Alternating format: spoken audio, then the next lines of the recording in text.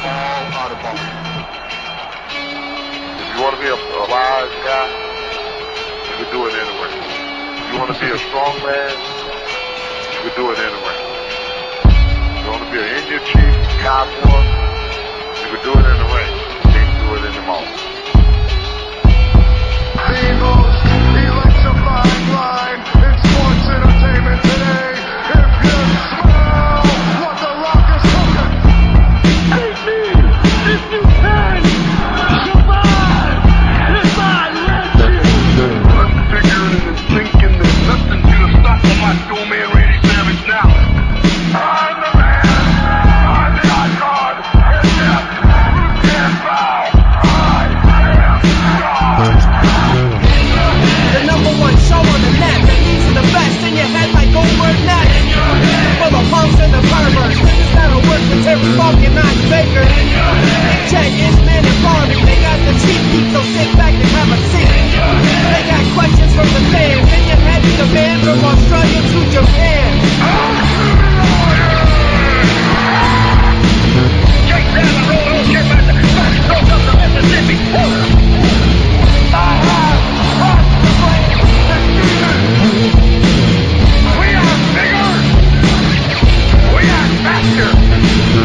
And we are all night long. All you idiots, punks, perverts, and fools, be sure and tune in and listen to this show.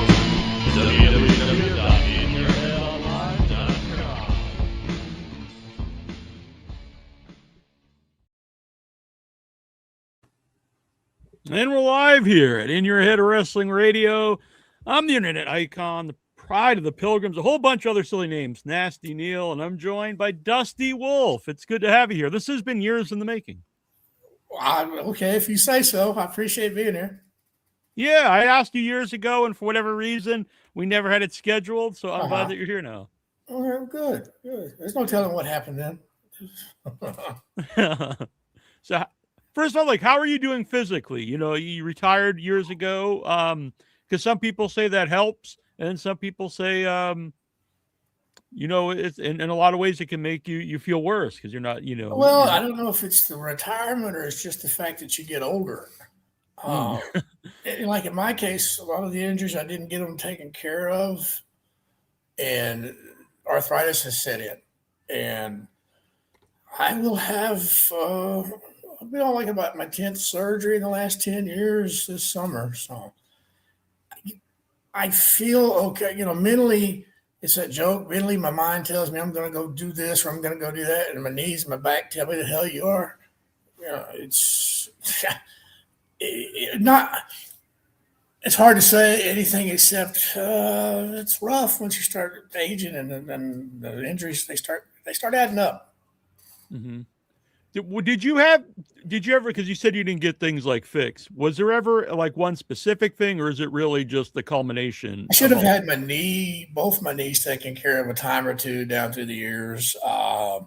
Rest of it, yeah, it's just a culmination of 30 years in the wrestling business, and probably 4,000 matches. And even if you're not leaving your feet much the last few years, you've taken thousands of bumps and just accumulation. Like I had to have a disc put in my neck, replaced in my neck. I have a device in my back that's electronically monitored, so I can.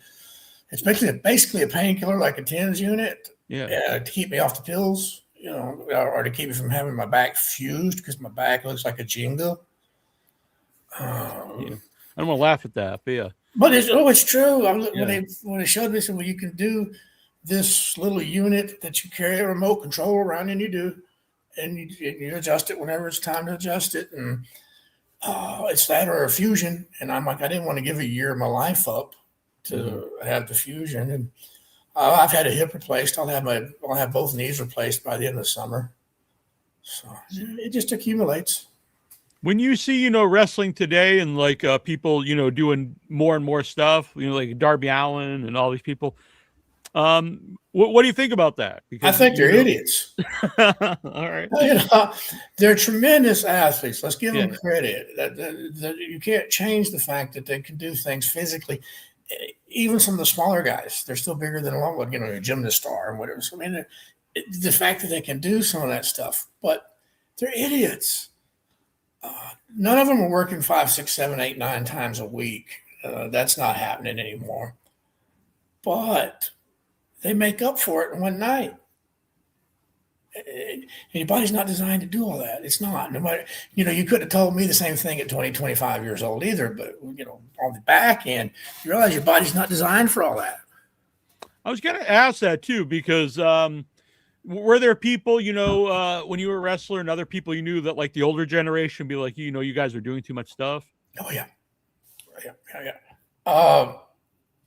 Not too bad, because you realize in the early mid 80s up until the first couple of years in the 90s, guys still worked. They just went at a little faster pace than what the old timers had. Some of the old timers didn't like that, but the smarter guys realized that's just you're having to pick it up a little bit. I mean, it wasn't a complete change in everything compared to what's going on today. Today they don't work; they perform. And it's because I still am a wrestling fan, but because I remember stuff like when I was a kid, and maybe it is because I was a kid or whatever. But people, they do so much stuff now, like I don't remember it from the next day. So no, and that's their fault. I mean, and I get part of that. The system was different. We had to do, if we're in the territories, we had to do something in that same town once a week, once a month, every other week, however often that town was run. So we couldn't go out there and just do all this crazy stuff and leave it tonight, which is what the system is today. It's a TV show, and the few house shows they run, they're bigger events. They're not going to be back in those towns for who knows how long. So they can get by with doing some of that we could have never done, because how do we follow it next week? How about the idea of not doing house shows? Because I see, some of the older guys talk about like that's going to hurt in the long run. Even people come up from NXT and they're only working, 1 or 2 nights a week. Eventually, because how else do you learn to work? Yeah. Or in this case, these guys perform. How you don't learn in the gym. The gym gets you ready. The school gets you ready. The school can prepare you, but you learn in the ring in front of people. And some of us took longer to learn than others. I mean, I was probably 4 or 5 years in the business before I got comfortable. And I was just listening and following and up until then, and some guys learn on, quickly. They do. But you learn in the ring. You don't learn in the gym. How old were you when you knew you wanted to be a wrestler? Well, I was a kid. When I was probably about 13, 14, I was wanting to play. I was either going to play baseball or I was going to wrestle. That was my mind. I knew I was going to do one or the other. And I got sick as a teenager, and I lost my chances to play baseball. So I just took a chance at wrestling and stuck it out. Before you actually pursue it, what did you think wrestling was? Did you think it was all, this is all legit, or did you know what wrestling was? Or? I knew there was some level of what I didn't know it was called working. Yeah. But I knew there was some level of showbiz. That was just impossible not to know that, especially as you get older. And I also knew there was some level of office manipulating things, because at one point in time when I was a little younger, and I was 12, 13 years old, I could see the Dallas tape, I could see the Amarillo tape, I could see the Wichita Falls tape all in the same weekend where I lived.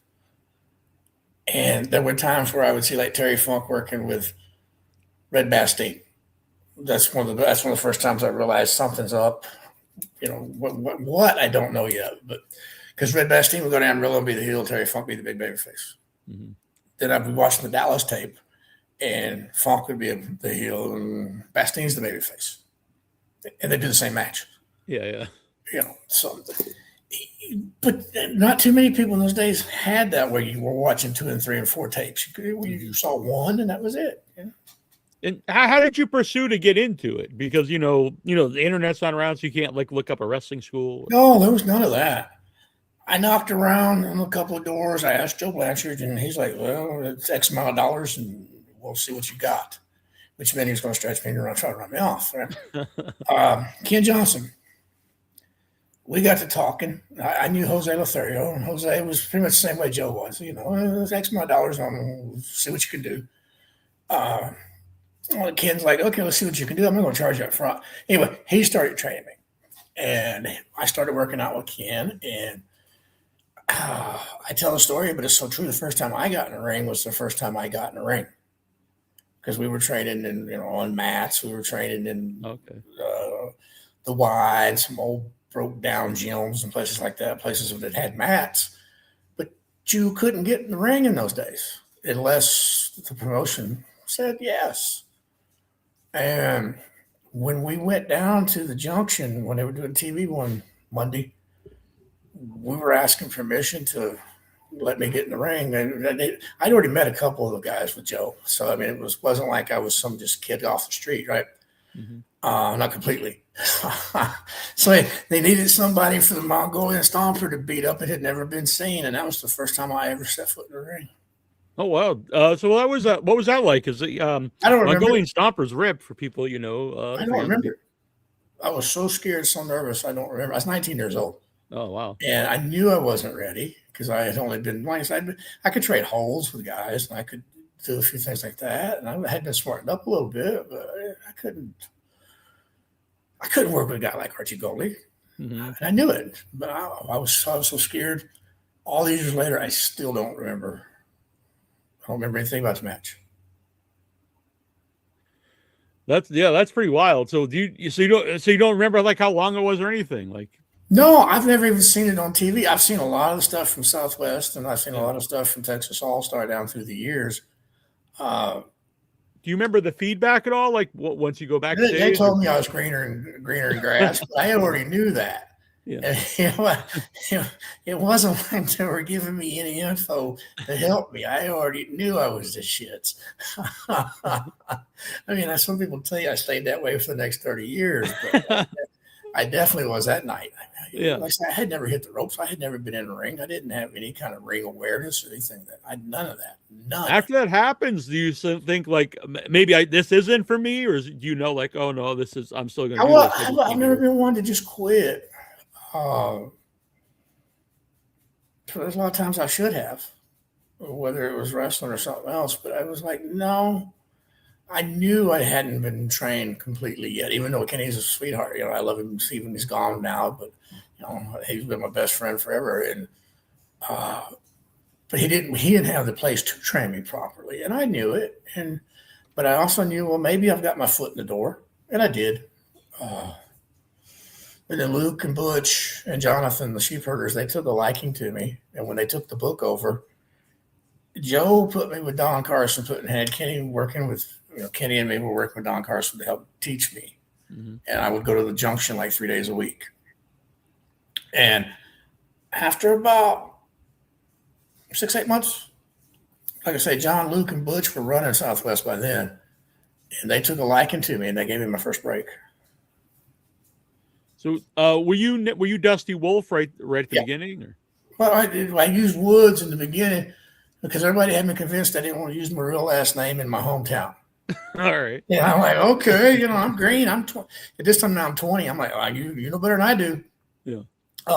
But that was the only place I ever used the last name Woods. And then every time it was, just Dusty Wolfe everywhere else. Yeah. Mm-hmm. What did your family think at the time? Because you said you're 19 and you're 20. Like, did they try to talk you out of it? Were they supportive? My mom did. I don't really have a dad. I've got a sperm donor, but I don't really have a dad. My mom did. And I was in college. I wasn't full time, but I was in college. And she's like, "Well, what about college?" And I'm like, and I remember making the comment to her, "I can always go back if this doesn't work out. I'm only 19, Mom." Yeah. She's like, "Okay." I went back to college when I was 47. That's we'll jump around a little bit. Like, what was that like? Actually, that experience to go back to school. I had no idea what I was doing when I walked in there either. That's the story of my life. If it's something Goldie was I'm going to do, I do it. I figure it out, and a lot of times I'm figuring it out as I'm doing it because I don't.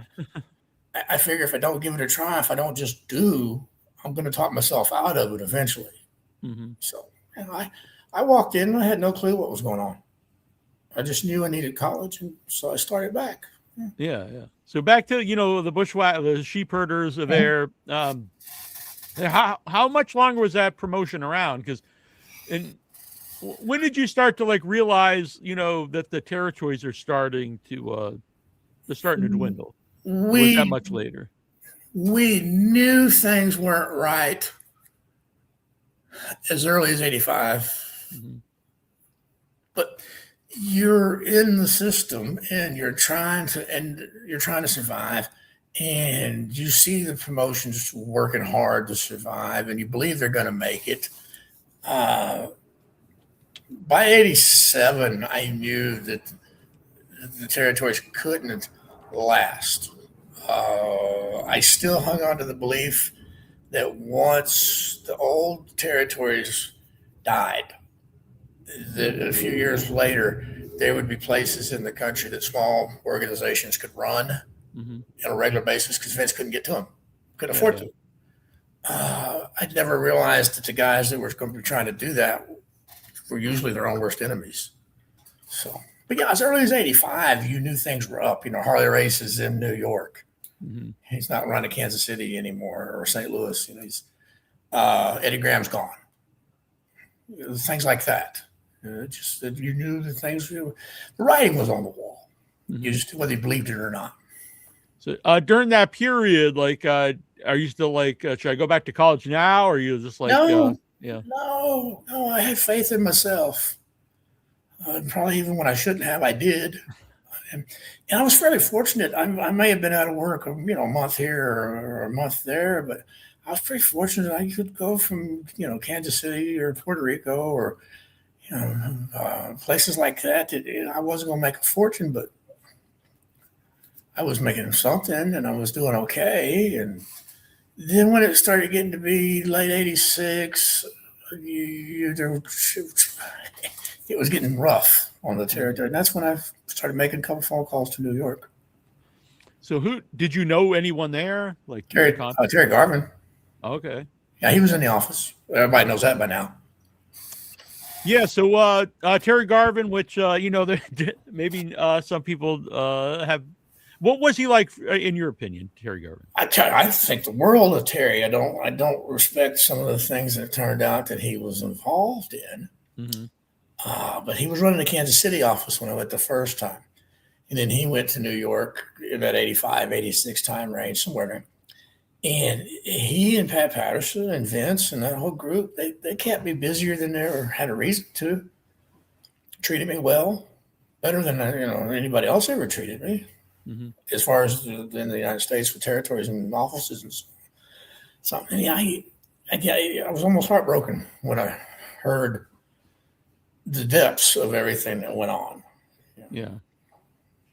Because I assume that's not something that he's talking about openly with you. No, especially a guy like me that he knows is not into any of that. And evidently that wasn't his style to begin with, but we got along at a personal and professional level, and Mm-hmm.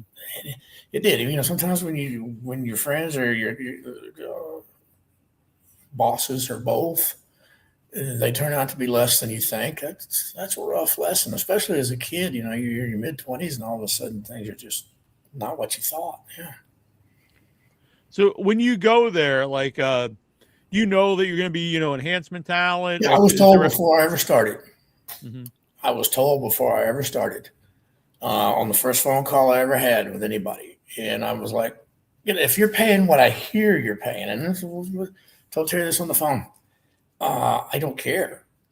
Yeah. Because you're paying as much in one night as I'm making out here in a week.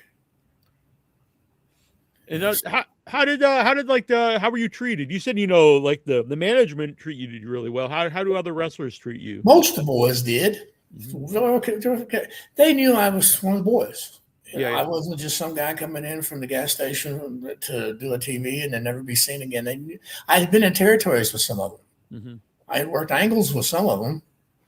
Now I'm putting them over, but that's the way the business goes, right? I didn't see anything out of the boys until the wrestling school guys started coming along at the end, 92, 93 before I left. So they had like a different attitude? Yeah, because they didn't know. They had never been in a Because territory. everyone else knows you came up basically the same way through the territory. Harder than most of them. Yeah. Yeah, because I didn't have anybody.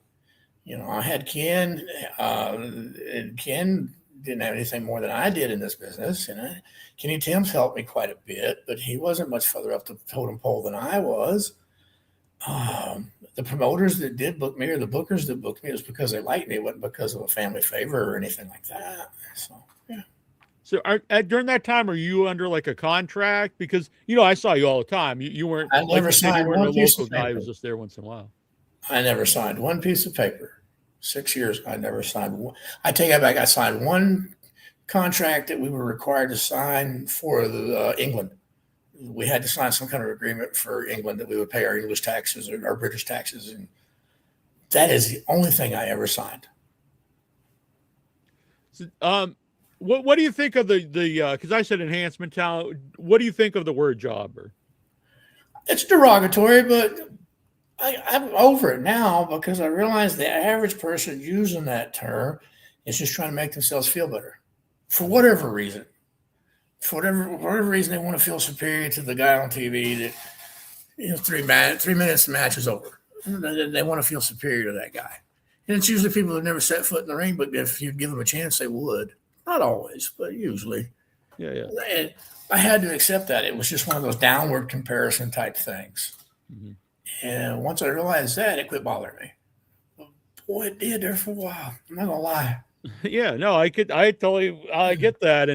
And also, like, how would you feel when, like, it becomes, now everyone on the internet knows all these terms. They know the Right. kayfabe, and I always even feel kind of weird saying it because I'm not, in the business really. So I've done like local commentary or something, but so when you're online, maybe like you said, you're over it now, but when you first get online and these are words that people use all the time, not even just the fact that they know them, but they throw out around words like jobber. That they're going to try to use insider terms because they want to feel like they belong. They want to feel important.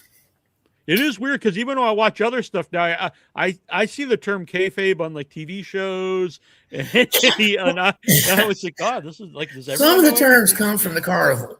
Yeah. Let's be honest. Some of them come from the straight from the carnival, not just because it's we call it carny or it's literally just the carnival terms. And I'm sure there are people that know about the carnival that had nothing to do with wrestling too. So yeah, I think most of the people use it today do think it's just wrestling. I'm with you because since Hogan in the '80s and then Austin in the '90s and The Rock, and wrestling's become so mainstream that I don't doubt it. Yeah.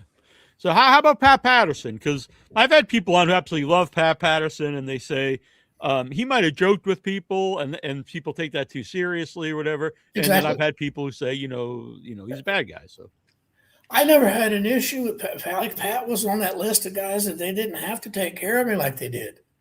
I never had an issue with him. Maybe I wasn't his type. I don't know. I mean, one way I'm grateful because then I never had to face any of that harassment or that some of the guys talk about.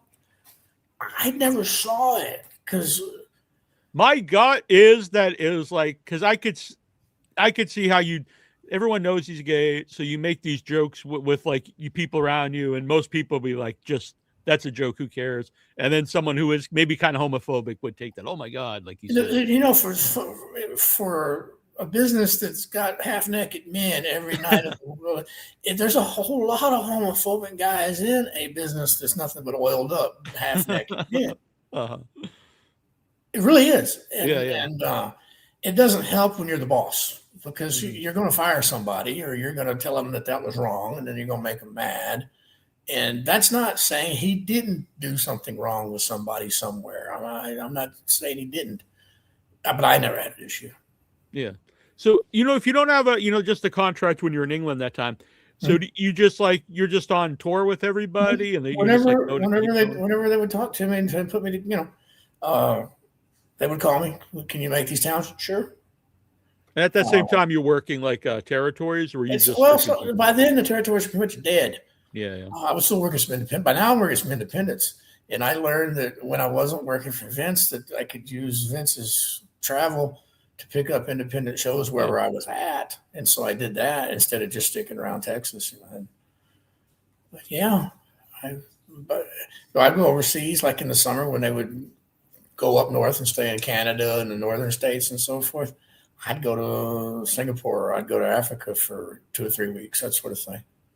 Did they ever offer you like because you did Doink, but were you one of the Doinks on WWTV? No, but I only did it just a little bit, just in passing with them. And then I did it on the independent scenes. In fact, one of the African promoters said, "Can you do it?"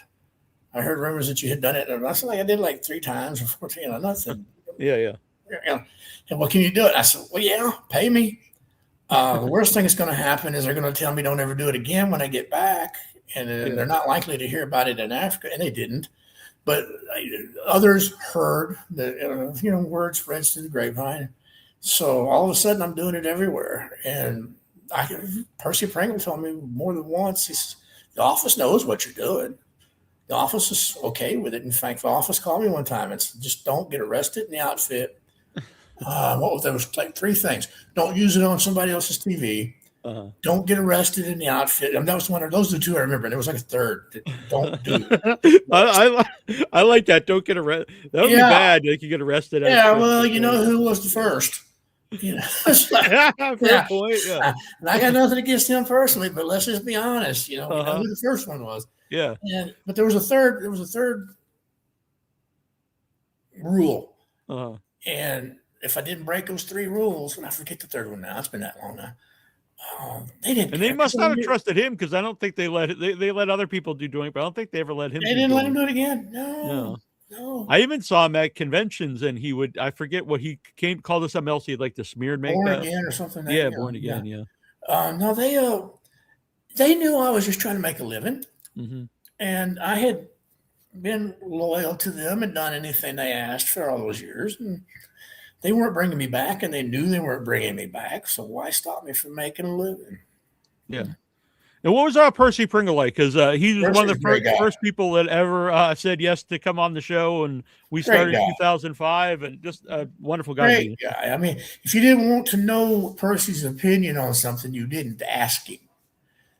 And there were times you didn't have to worry about asking him. You're going to hear it anyway. But Percy was one of those guys I loved him because I knew where I stood with him at all times. And I knew if he told me he had my back, he had my back on whatever the situation was. I love Percy. He was a great guy. You wrestled in? Did you wrestle for the Von Erichs? Okay, because I actually honestly didn't know that, but I saw when I was looking at your essays and your books on Amazon. You did one on Lance Von Erich, and so how long were you there? About 4 or 5 months, 6 months. Yeah, but then I worked for every Dallas office that opened up after that too. So I was in that sportatorium for 10 years, whether it was World Class or cool. Rockets NWA or Global.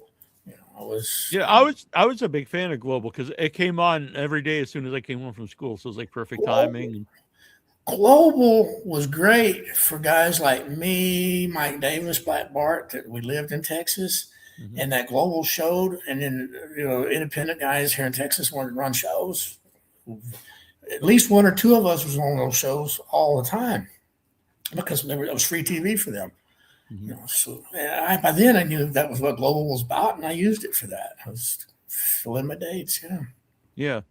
Did you think like it had a chance to take off when it started? I mean, well, even till the end, like it was really loaded with talent. A lot of people that went on to become huge. Mick Foley. Talent was great. Talent was great in a lot of places. But by the time you got past WrestleMania 3, Vince had convinced people so much that he was wrestling and Hogan was wrestling, and then the rest of Crew Savage on down, that no matter how great a worker somebody may have been, whether it was in Memphis or Dallas or wherever, they weren't going to be seen as the same. They just weren't.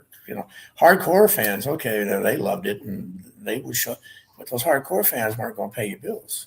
And did you know that yourself? Like, WWE is like a WWF. Oh, I saw it. Yeah. I saw it. I lived it.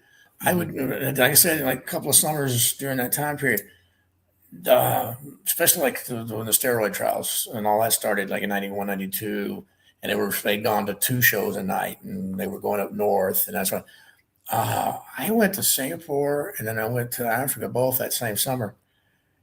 And no matter where you went, they didn't call it wrestling; they called it the WWF. Right, yeah. They'd had wrestling in those places for decades, but the people didn't call it wrestling anymore. They called it the WWF. Mm-hmm. And that's when I knew the takeover is complete. I don't care what Crockett tries. I don't care who comes after Crockett. The takeover is done. Do you, obviously AEW exists today, but do you think that just the way it will always be? What's that? That WWE will always be the number one promotion? No, everything ends. Mm-hmm. We may not see it, but everything ends. And I don't think AEW is the one to take it over. I really don't. I don't. What little bit I've seen, what I'm seeing start to take place is the WWE is going to self-destruct because it's too corporate. People thought it was too corporate 10, 20 years ago. Yeah. And they're getting into so many different places. I think they're going to be hotter than ever for about 5-10 more years. And then they're going to start. Yeah, I mean, I think it's already, obviously it's like not in a decline, but it's in a decline from it was just like a year ago. And I think they're going to be hot as can be for the next few years because of the ESPN contacts and the Saudi money. If that part of the world doesn't just self-destruct itself, they've got a good 5-year run. And after that, I see it just. So Terry Funk's another guy like I talked to a lot too and was on the show a lot. And he said something I always remember. He said, like, the more wrestling becomes like a TV show, the less like it has he always said that was like the worst thing that it could call itself because sports like, football, baseball, they're just gone forever. Like, they don't go away. But TV shows, no matter how big they are, they eventually get canceled. Right. I mean, I don't know if you're a big TV fan or not, but NCIS and SVU, right. They've been around for 20, 25 years, and that's outrageous. The Simpsons is 30. Yeah, or like Bonanza or something. Yeah. Yeah, the average TV show makes it, 3 to 6 years? That's it. And in one way, what Bischoff did when he made wrestling a TV show instead of wrestling, which it was all Bischoff. This wasn't Vince. This was Bischoff. Vince had to follow because of everything that was going on. We're still in a time period. The only thing I think is saving things now is that they do change the talent over some. But they're so super saturating everything now and intersecting all the different TV shows and everything now. I just don't. I could be wrong, but I see it self-destructing in 5 to 10 years. I think it was just today. They said I didn't even know that he could not be re-signed, but that they just Triple H signed a new contract, and it was even that to me was just kind of weird because you just think I didn't even know he had to sign a new contract. I just thought he is WWE, but not anymore though, because that TPA they it's own everything now. Yeah. So the wrestling business. You haven't had the wrestling business since territories died, but the wrestling business is business. It was a family thing. It was a family owned, family operated wherever you went, and.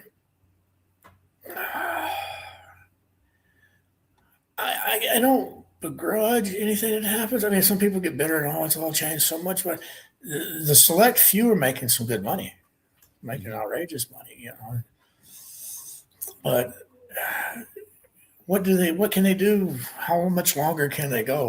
Like you said, TV shows just die off eventually. People lose interest. They move on. Mark U.S. Lawton, in those days of enhancement talent, can you explain why they were more important than the superstar? Who are you going to beat if you had the superstars in the ring with each other every week? We were, wrestling in the territory days, TV wrestling was a 1 hour advertisement or 2, depending on what territory. It was an advertisement for all the house shows that week. That was where the money came in, was the gates.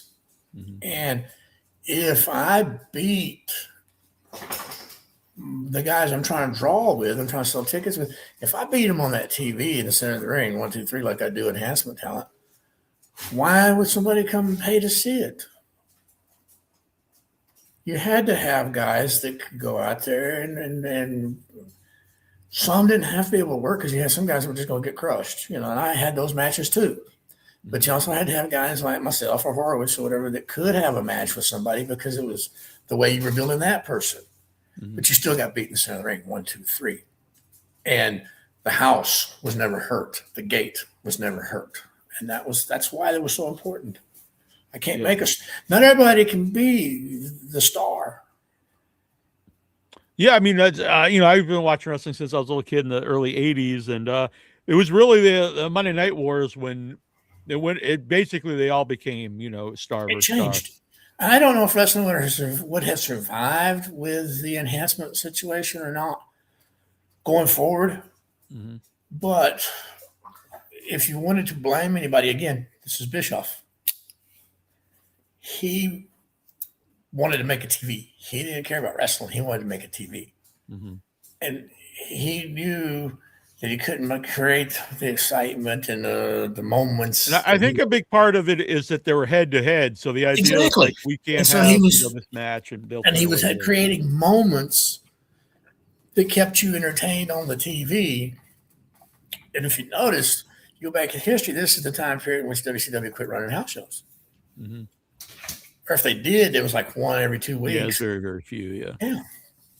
Because even though he did this with the TVs, which only hurts the business in the long run, he didn't continue to try to run house shows, knowing he was giving people everything on the TV. Right. I mean, there was even time, the Goldberg match when he wins the title, like it's on free TV and not on a pay-per-view. And some of that didn't make sense. Yeah. But that was the whole competition thing. And okay, you're here. No, I got to get here. No, he went here. I got to go here. And that's what, it was the old theory in the old days when the house shows. Well, if I do everything this week, what do I come back with? Rib shot. Dusty, how was wrestling the Ultimate Warrior? He was stiff. I mean, the stories you've heard are true. He was stiff. And it wasn't like I was having house matches with him either, where I was having to do 10, 15 minutes. It was 2 minutes and 3 minutes and done. Thankfully, he liked me because I knew him when he was breaking in down in Dallas. We were in Dallas at the same time. I can only imagine how rough he was on some of the guys that he didn't know or didn't like. I saw one of your essays on Amazon is, about being Zeus's handler. So, how did that come about? They called me. I was at home one day. I was watching TV with my oldest. He was little then. He had just come home from kindergarten. And the phone rings. It's Terry Garvin. He says, I got a proposition for you. And I'm like, okay. I'm thinking this is going to be good. And in one way it was. I mean, I ended up making some serious cash.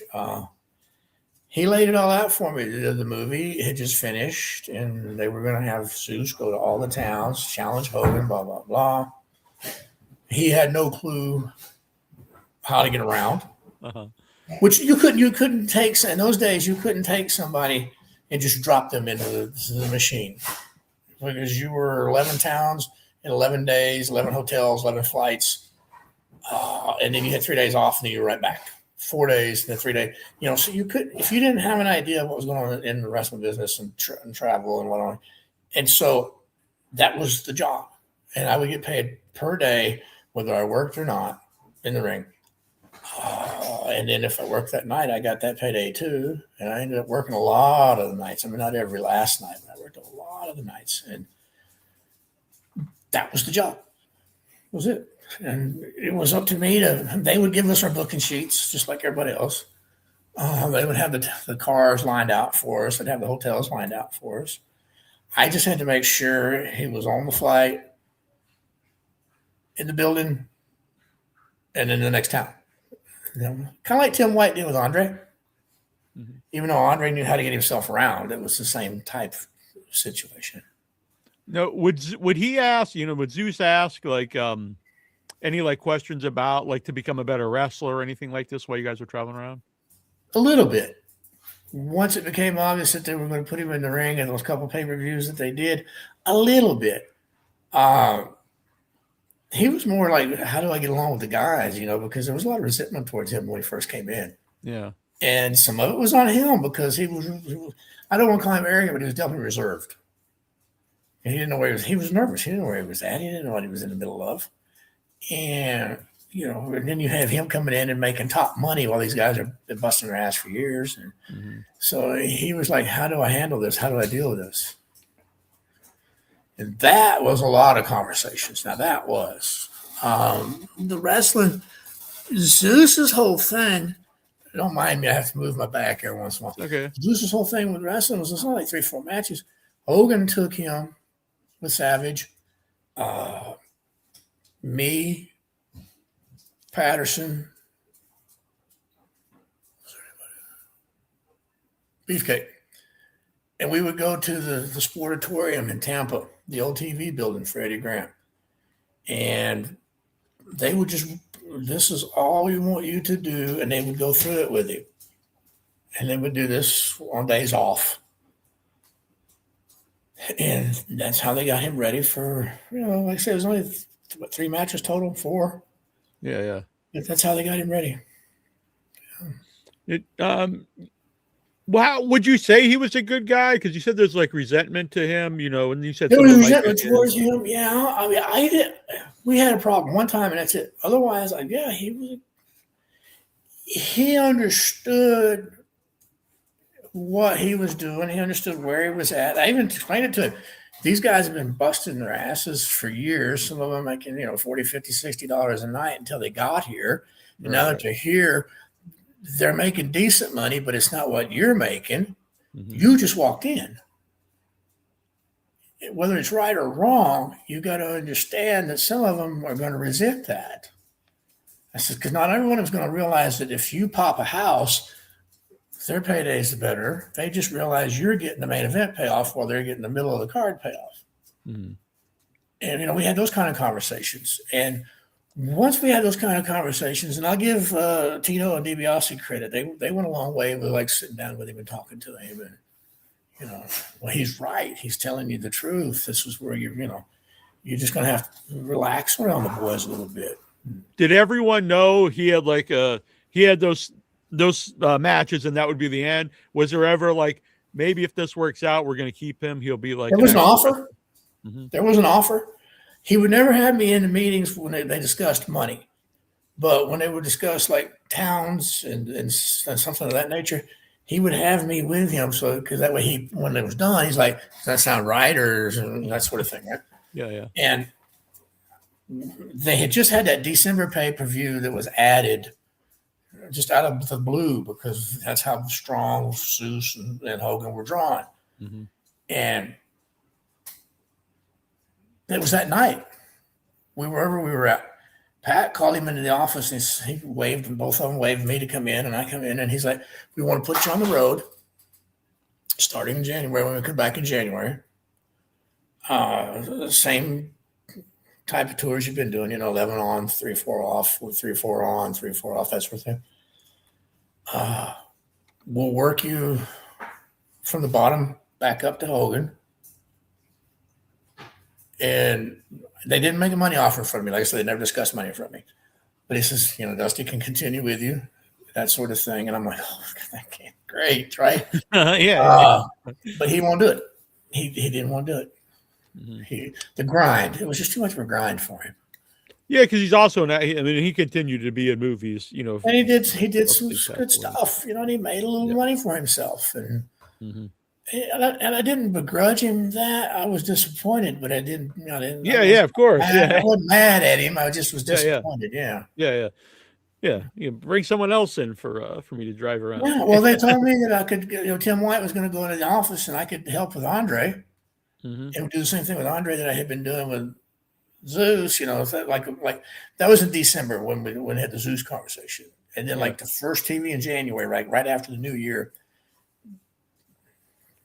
Pat pulls me outside and says, I know Tim White's going into the office and blah, blah, blah, and he's going to stay close to home. Put you with Andre. Well, Andre couldn't come to an agreement with Vince like that month. That was when his contract was up. So there went that deal too. Were you around Andre a lot? Was he around, backstage during those times? Yep. That one was So, great. I mean, because he knew I respected the business. He knew I respected the people in the business. I'd play cards with him and laugh with him. I couldn't keep up drinking with him, but everything else, we'd travel. He'd get good boss. Come on, he'd put me on the little golf cart in the airport. That way I didn't have to walk in the airport. And I go on with him great. So I saw that you did a dark match on this Tuesday in Texas for Sir Charles, who goes on to be Papa Shango and the Godfather. So what was that gimmick, Sir Charles, and what was he like? That was just whatever he was doing on the Independence, and it was just the Undertaker got him in there to get him looked at, and they liked him. So. Did you think like he had something? I mean, he's obviously. I knew they were signing him. I knew they were signing him. All I had to do was take one look at him. Yeah. And then when I worked with him, and 3-4 minutes later, I knew he was signed. Was it like? I mean, I don't know, but was it his look? Is it his connection to Undertaker? Because they would give him chances throughout the years, like they'd always bring him back as something. Both. Vince was always the big guys, and he loves them. Mm-hmm. Still does. And then the connection to the Undertaker. Both. And he seems like he's probably like a fun person to have around. Okay. I mean, there's only a handful of guys I didn't get along with, but the majority of them you could get along with because we were all on the same boat, trying to row it the same direction. Who were the guys you didn't get along with? Davey, Dynamite. Oh. Davey a little bit once Dynamite was gone, but when Dynamite was around, I couldn't get along with Davey either. The Beverly Brothers. Those are the ones that come around. Chavo Sr. Those are the ones that come off. Okay. Yeah. What was it about because as a kid, so I see them as the Destruction Crew, in AWA. Yeah. And I always thought they were like really like a good team, and then Beverly Brothers gimmick just was odd, but there were guys that never did a lot in the wrestling business. So they were dangerous. Okay. And when the word gets out that guys are dangerous, it's tough for an office, especially an office, to push them. In the old days, there'd always been somebody that would have pushed them because, like you say, they had a good look, they were good size. They weren't bad workers; they just were dangerous workers. But you can't have that in a corporate situation like Vince. I remember their finisher, like it wasn't just that finisher either. It wasn't just that finish either. They were just dangerous.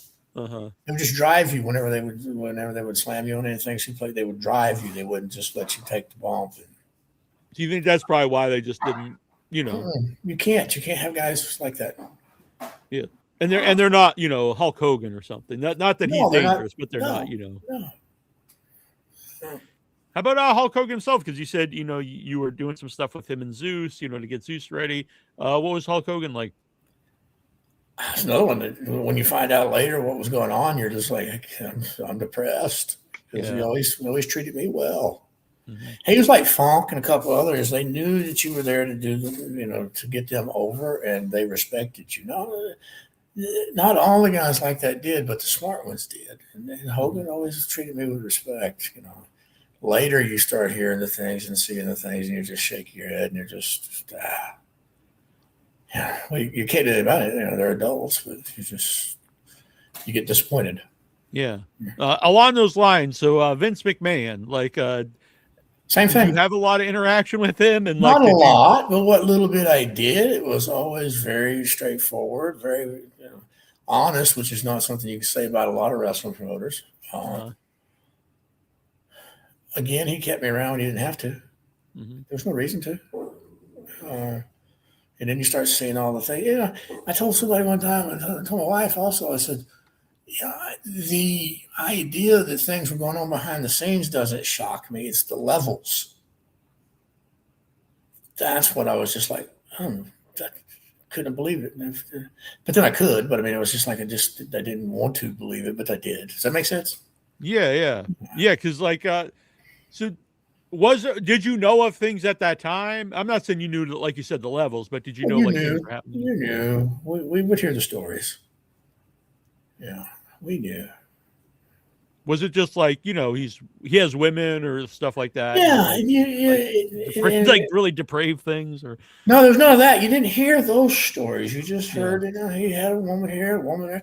You heard a story about Linda having a male escort, making sure that the bills ended up on his desk after she'd caught him with somebody, things like that.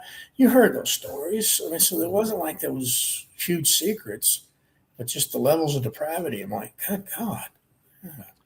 Yeah. I mean, I think everyone would probably agree with that. There's no excusing that. I'm No. sorry. It's not.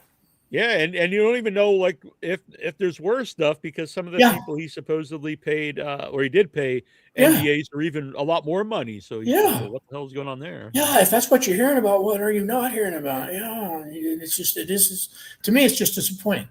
Yeah. Because these were people that were a big part of my world. Even just as someone who grew up watching it my whole life, it's weird, but then to actually be part of it, it's just different. Yeah. So, at that time though, how were women treated in wrestling? Because today's definitely very different. Like, I would think a lot of the women. You were in the transition stage of the Moolah years into treating the ladies like equals. Mm-hmm. It was that transition time. There were still levels of the Moolah years, but while I was there, Moolah became a non-factor for a while. Then she came back after I was gone. But they didn't have a great spot in the wrestling business when I started. They didn't. I mean, we know the stories and so forth. But they started getting away from that. Mm-hmm. Things started to improve for them while I was there. Yeah. Lilani and Judy, they changed a lot. They changed a lot for the girls. The girls today should be thankful for those two. Yeah, definitely. And then, I don't know, like if you're around like Medusa a lot, but people like I would say Medusa. Not a lot, just a little bit in Puerto Rico and a couple of places like that, but not a lot. Yeah, but yeah, even as a kid, like Leilani Kai and Judy Martin, like I could tell, these are like good wrestlers. Moolah would train decent workers, but Moolah would never train one to be better than Moolah. Mm-hmm. And she would never get the best treatment for them out of the promoters either, because she didn't care. Yeah. So Shawn Michaels is another very divisive guy. Who's actually been on the show. So what were your thoughts of Shawn Michaels? I've known Shawn since he started. I've known Shawn since he first walked into the Junction. I haven't seen him in probably 15 years, but I've known him. At Lance Cage funeral was the last time I saw him. Or Blanchard's, one of the two. Whoever died after the other is the last time I saw Shawn. Any thoughts? I was around him all the time or not all the time, but a good bit of time. 10, 15 years. Whether it was here in San Antonio, Kansas City.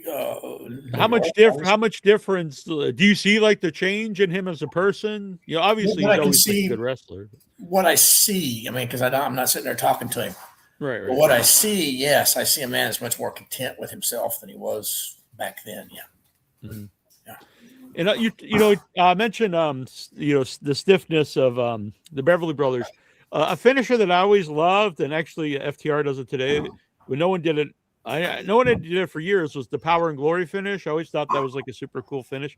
Did you ever take that, like the superplex? It was like Hercules gave the superplex, and then that wasn't an issue, because Herc was easy, Roma was easy. That one wasn't. It's just you had to be ready.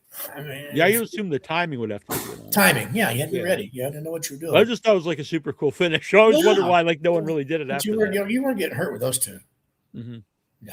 I was always a big Hercules fan, actually. Herc's one of those guys that hurt himself too much in the back, behind the scenes, because he had the look, he had everything, but sometimes he'd just be his own worst enemy. What do you mean by that? Just get an attitude, and he didn't want to do something, or he didn't like what was said to him, and just he would speak up when maybe he shouldn't have been speaking up yet, because he wasn't being abused. He just had enough of something, and he just caused himself problems on occasion. How about the Iron Sheik, someone that was in and out of WWF, forever? That's another one that you knew who you were dealing with. You knew what was going on. He's one of those guys that's almost impossible to not like him. I mean, because he was a real life cartoon character. Mm-hmm. Yeah. And I think some people don't realize that he was like a really good wrestler at one point. Oh, he was an amateur champion, bodyguard. The bodyguard stories are true. He was a bodyguard for the Shaw and stuff like that. I mean, it's the truth. One time we were in Arizona. I don't remember if we were in Arizona or Arizona State, but it was in the early 90s when both those colleges were like the two of the top amateur programs in the nation. And he's like, Bubba, I'm going to go work out if anybody's looking for me. So I'm like, okay. And about 2 hours later, somebody asked, have you seen the Sheik? And I said, I think I know where he's at. And so I went. He was in the workout room with the college amateur team, and he'd been going through all of them and hanging with them. And he's just dripping sweat, and he's showing them all kinds of things and whatever. And he's, excellent. He was that good. He was in there with like national level champions and just showing them stuff. Mm-hmm. And he was pushing 50 by then. Was it like to get in the ring with like the really like, I don't know, like the Natural Disaster? Someone is like really big. Is it hard to work with those guys? Depends on how clumsy they are. Like Tenta was not clumsy. Tenta was easy.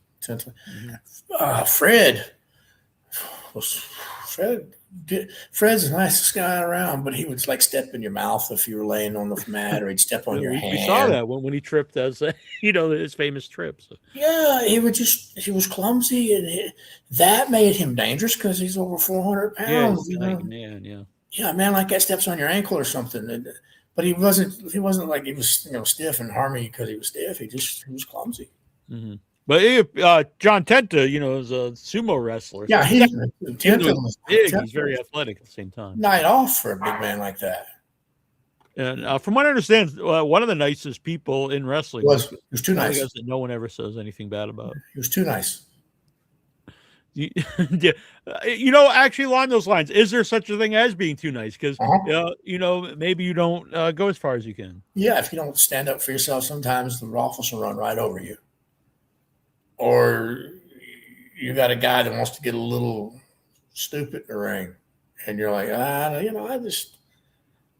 don't need it, or I don't want, or like in my case, I don't want to lose my job. Right. And so you end up taking a little bit of abuse. Yeah, there's such thing as being too nice in the wrestling business. Oh yeah. So when Dusty Rhodes comes in, you become Dale Wolfe. Was there like a conversation there? Uh-huh. I'd already done it in Florida. When I went into Florida with the blonde gimmick, Eddie Graham came in there and he introduces himself to us. We're going to introduce ourselves to Eddie Graham, tell him our names. He says, well, that's not going to work. In Florida, it made sense to me in Florida why it wasn't going to work. So I said, all right, just use my middle name. Dale. All right. So we did. And then like 5 years later, I'm in New York and I'm sitting at lunch and Pat's like, I need to have a talk. And I'm like, here goes my career, right? And he's like, Dusty Rhodes is coming in. I said, okay, good. What's he got to do with me, right? He says, got to change your name. And I had just invested in a pair of new boots, and trunks, and everything with my initials on them. I said, so I've already seen this once. Just use my middle name. And that's how that came about. Yeah. All right. Well, that's funny though, that there actually is. It's, I always would hear that kind of stuff in my mind. I'm like, oh, what's the matter? But I will say it gets confusing in like AEW, which I am an AEW fan, but there's like multiple pages and I'm like, sometimes I'm not sure who they're talking about. I did ask Pat. I said, I'm doing it, no problem. I said, but do you really think they can't tell the difference between me and Big Dusty? Like, wait a minute, yeah, is that which Dusty is? He's like, well, I can't have you getting beat and him pushing him. And okay, I'm not arguing. I just asked, fair enough. And that was how that happened. In wrestling Dusty, what was it like being in the ring with Dusty? It's no different. I mean, he was a little snug. Really? That elbow. Yeah, that elbow was a little snug. Like when he's dropping it, or is he when he's just when he hits your head or he dropping on you, he was a little snug with that elbow. Mhm. Other than that, it's just what you'd expect. Great worker. Yeah. Yeah.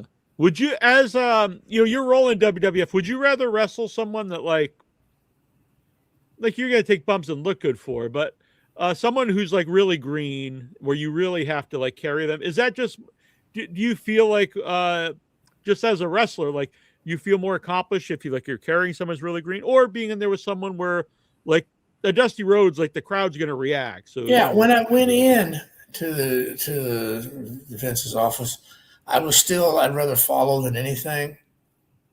It's simple as that, because I could follow anybody. Doesn't mean I was doing it exactly right. Didn't mean my timing was exactly right, but I could follow anybody. Mhm. By the time I left, that's a lot of what I was doing was the green guys, and we need you to do this and polish them here, and that became part of my survival for the next. Once I left, I was in the business for another 15 years or so, 14 years, whatever it was, 17. I don't know, I forget now. But however long I was there, that became part of my job. Whenever I go places, was now you got to learn how to walk before you can run. Mm-hmm. I'm not going to be able to teach you how to do a 360 off the top rope.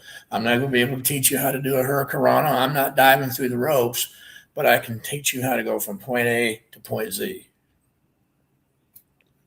And do you kind of think that's like kind of why they start developmental? So like that was the don't have to really purpose. train on the road. That was the purpose. By then there was no territories to learn anything in. Yeah. But even in developmental, you can't learn if you're not in the ring in front of people.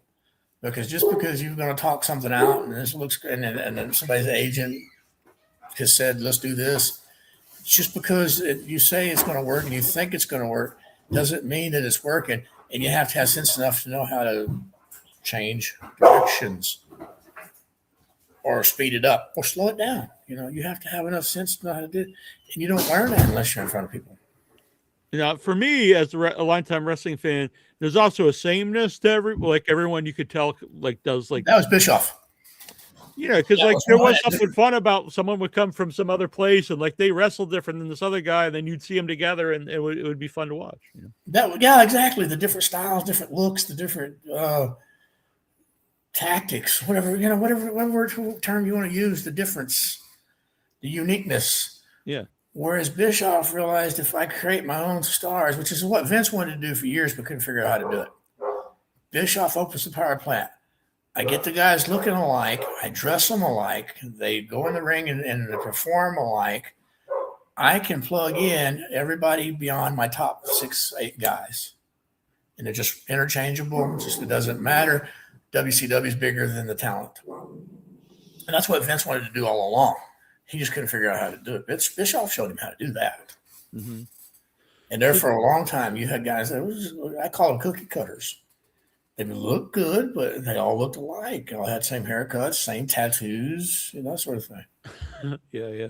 There definitely was an era where they're all like slender, very jack guys, and not the most exciting for me. I like all, because also if everyone's jacked, like no one's jacked. Right.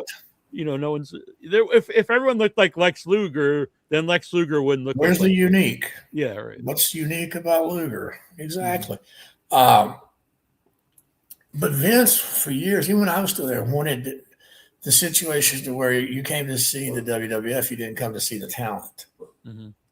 That's definitely today. And exactly. Bischoff taught him how to do that. And then when he bought Bischoff, there was nobody stopping him from taking it to the next level. And since then, that's exactly what you've got. It's the WWE and then whoever's plugged in. So is there like a moment you leave WWF, or do you just not stop getting booked? I quit. I'd been there 6 years and the money wasn't like it had been. And the bookings were fewer than they had been. And I wasn't going to get a push. I wasn't going to get moved up the ladder. I was pigeonholed for the rest of my career unless I put a hood on or something. So it's time. And we had a discussion over money one time, And that's when I realized after 6 years, that's the first time I've ever had to discuss money with anybody in this office about anything. Everything else is slacked off, etc. It's time to go. And so I just left. Did they try to keep you at all, or they just They like, called me once or twice after that, and after that, I haven't heard a word. The documentary. Yeah, it was like 30 years later. One of the producers called me and he says, I'm going to do a documentary on you, Lombardi, and Horowitz. And they did. And that was the first time I heard from them in 30 years. Then they got bought. And then they got bought. They went to Peacock right about the same time the documentary was supposed to be released. oh, so I was just going to ask, like, I'm not sure. They never saw it because I actually asked. It was too dark. Yeah, I asked, and they said Peacock shelved it. Lombardi was too dark. Oh, I actually I would love to see that. And I asked, well, why? What happened? Was there something wrong? And they said Peacock thought it was a little too dark. It wouldn't fit. I guess I know I wasn't depressing. Or Who were the three guys? Was you, Barry Horowitz, me, and Barry, and Lombardi. So evidently one of them was kind of depressing. I'm not for sure who. I'm not going to name names. I'm just telling you what I heard. Mm-hmm. But they may do it later. We may do it later. It's on the shelf, blah, blah, blah. Yeah. Well, I didn't ask ever again, but then like 6 months later, they went from Peacock to TKO or, within a year they were TKO or whatever. And when they went to TKO, I knew that this documentary was never going to see the light of day because then it's like 3 years old already. Yeah. Did you get along with like the other, enhancement people? Like, yeah, we were all the same. We knew we were all the same position. Well, I'll be honest. I've had Mario Mancini on the show several times, and he seems, I don't want to say bitter, but he does seem like he wanted to get like, a bigger role in the company. We all wanted a bigger role. Well, we all wanted that. That's part of the reason I left. Right, yeah. I wasn't. And if you're not, like, if you're compensated well, then but if it's but either the money one, had started slacking off. The bookings had started slacking off. It was getting to where it just wasn't worth it. Mm-hmm. I still was young enough that maybe I could catch a Japan deal, or maybe I could catch something somewhere, because there were still some options in the early '90s. There weren't a lot, but there were some. And so I just left. And then WCW was still around too, and after about 2 years of knocking around, and I was making okay money, but I wasn't getting ahead. That's when I called WCW. Because I realized by then that's my spot, and if I'm ever going to be making money, that's my spot. So who did you know in WCW at that point? Terry Taylor. And who else was in the office? I don't remember who else was in the office, to tell you the truth. Orndorff. Orndorff was in the office. Oh, nice. And I knew both of them. So, yeah. Yeah, I know you. I know you worked in Herb Abrams' UWF. I don't know if that was before or after this point. Somewhere in between. All right. What before we go to WCW, but what was UWF like? It was the inmates running the asylum, but you were getting a payday, and at this point in time, that was pretty much all you could hope for, was making a payday. Mm-hmm. All the guys like that, yeah. And did anyone think, like, because obviously it was loaded with talent? Did anyone think like this was doomed? Yeah, you knew. Like I say, let's make what we can while we can, because there's no direction. Mm-hmm. Nobody's got. Were you around Herb Abrams or Herb at all? Just a little bit, just in passing. Hi, how are you? I always dealt with people in his office. Yeah. But I know you wrestled guys like Don Morocco there and Paul Orndorff. I'm two pile driver guys actually, Paul Orndorff and Don Morocco. So. Yeah. Who does the better pile driver, actually, Don Morocco or Paul Orndorff? Oh, I don't know. They're both easy. They're both easy guys. All right. I'm a huge fan of both guys. Don Morocco, I can't say he was a big wrestler, but I always thought, like, he could have been like a world champ guy. He's another one who was his own worst enemy, because he would just take off and go surfing. He would just get tired of the road, and he would just go home and surf until somebody would call him back and say, you want to come back to Florida, you want to come to Georgia, or, whatever. Yeah. So when you go to WCW, like, how different is it from the WWF? You could tell that there was an open checkbook, and there was no real anchor like you had in Vince's office. Whether you liked it or not, eventually it all ended with Vince. Mm-hmm. WCW, you never knew for sure who was running the show. I mean, Bischoff was around, Kevin Sullivan was around, Orndorff was around, Terry Taylor was around, Jody Hamilton. You had all these different guys, but you never knew for sure exactly where you were going next. So it was just, I'm gonna go steal as much money as I can. Was it the same kind of deal, or do you have like an actual contract in WCW? No, I've never signed a paper. I never signed a piece of paper there either. I don't think I ever signed a legitimate contract with professional wrestling in 30 years. All right. Not in wrestling. I didn't sign a legitimate deal ever. It was always a handshake and a phone call.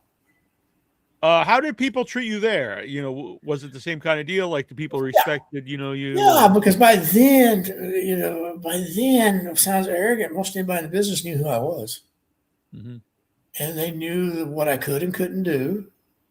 And they knew I wasn't going to come in and create an issue for anybody. And so, yeah, I was treated fairly well. Yeah. Anybody stiff in WCW? Not that I can remember. It's nothing that like really stands out. No, nothing stands out. Yeah. No. So you tagged with Solomon Grundy on the Great American Bash Tour. Like, seems kind of an odd team, but like, was there any like?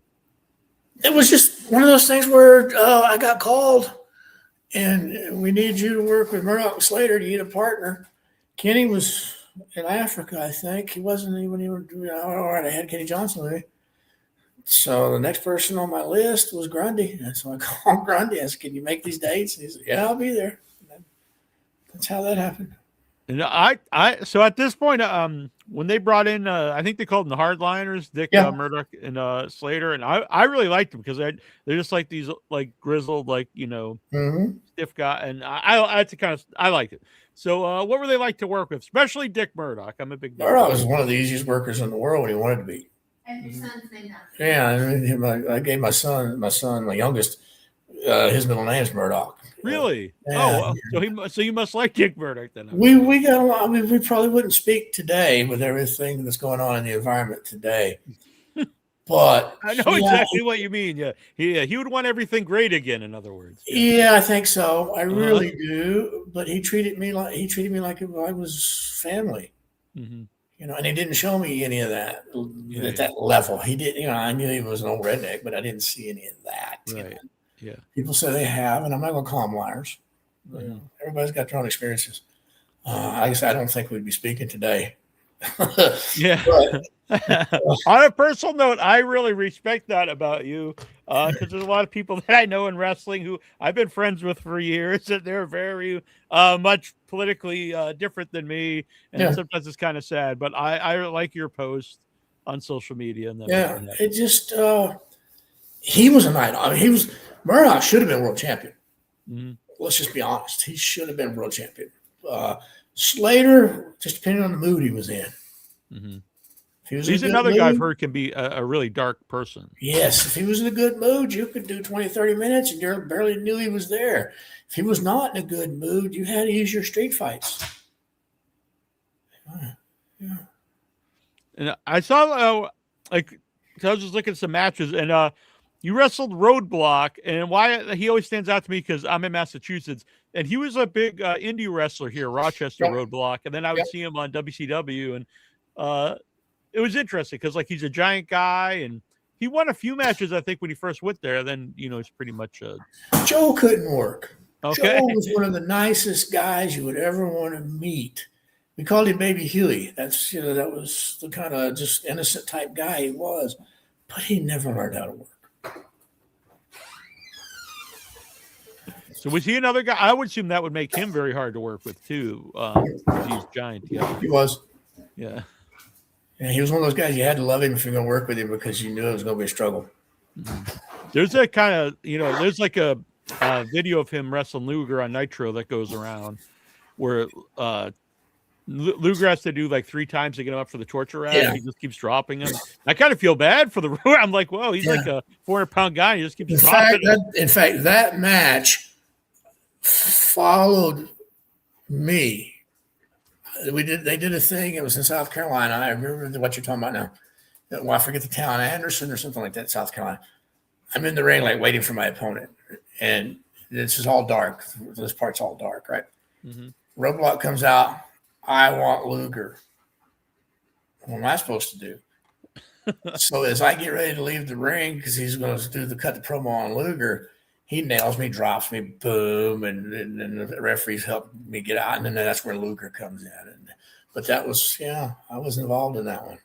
Yeah. Did you ever take Roadblock's finisher?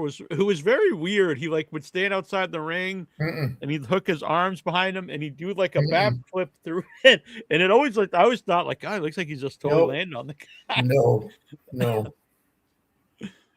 I don't think it was. They did. I don't know for sure, but it didn't look like a finisher you'd probably want. There's no way he could catch himself. Yeah.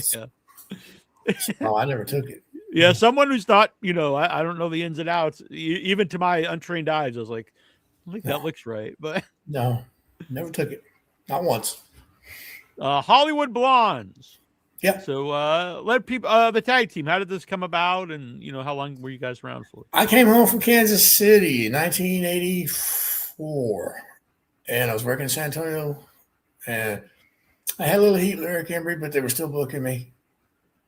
And Kenny Timms came to me one day and he says, come to the house tomorrow for lunch. Okay. And he sits down with me and says, Memphis wants a tag team. Eric doesn't want to leave because he's trying to buy the office. And I don't want to stay because the paydays have gone to hell. Mm-hmm. And that's where we started teaming. Was memories of the team and like did you have fun doing the team? I know you have that's another like essay or book you have on we came along a little too late. Mm-hmm. In the early 80s it was a big era for tag teams, but when we're coming along, and I'm green, I'm not going to deny it, I was green and learning, there was no place for us to take me to go learn. And had we come along, say 3-4 years sooner, we might have actually been able to do something because we could have gone to Pensacola or we could have gone to Portland or someplace like that to where I could get polished up a little more and then go to Memphis and then go to Florida, that sort of thing. It was a good learning experience. It was a great learning experience. So you said you had a little bit of heat with Eric Embry. Like, what was that about?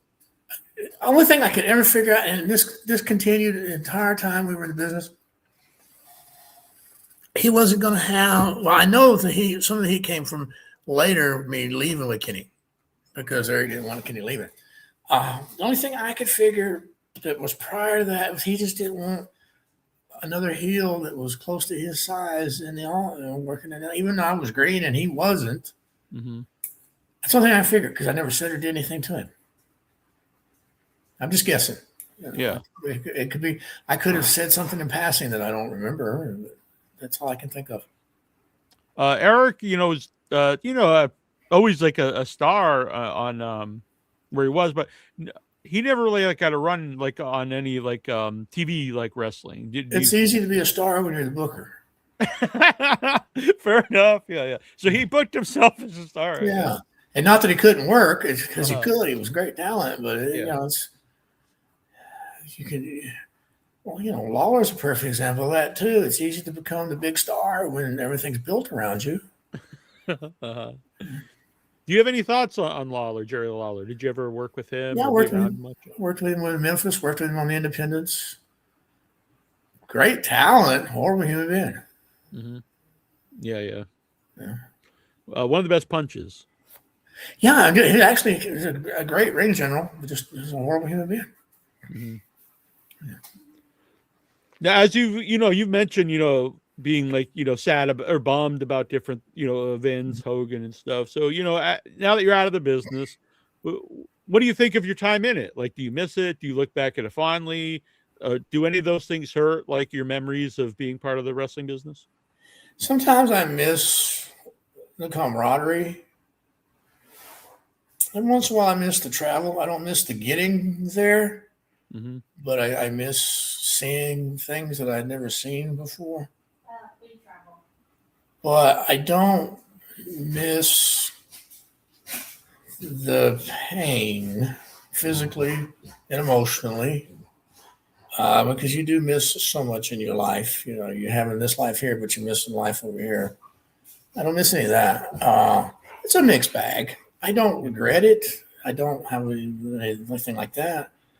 I just look at it. It was a big chapter in my life, and that's I'm on the next one. Yeah. Yeah. Do you keep in touch with many of the wrestlers? No, I used to talk to Honky Tonk every once in a while. I talk to One Man Gang about every 6 months. Yeah, but it's just got. I don't talk to. I stay busy between the wicked woman I'm married to and teaching. And I hear it in the background. Yeah. Yeah, you hear her once in a while. Yeah, she's gonna make sure she's heard. Between keeping up with her and the grandkids and the 12-year-old and teaching, and I just don't. I don't take the time. I'm one of the worst about that. I'm one of the worst about picking up the phone and calling somebody. Uh-huh. I text your buddies when Yeah, she'll text my buddies to let them know I'm still alive more than I do. Yeah, well, that's it's a good. true story. Let Honky Chuck, man, you're still around. It's a true story. She'll tell them I'm alive and I'm okay. If there's anything I need, yeah, it's true. I'm just horrible about that. It's a family genetic. And that's all I can say. Yeah. And do you still watch wrestling? No, I haven't watched a full show. I couldn't tell you last time I watched a full show. I really haven't. Probably since about the time I retired. And I retired in 2010, 2011. Uh-huh. Yeah.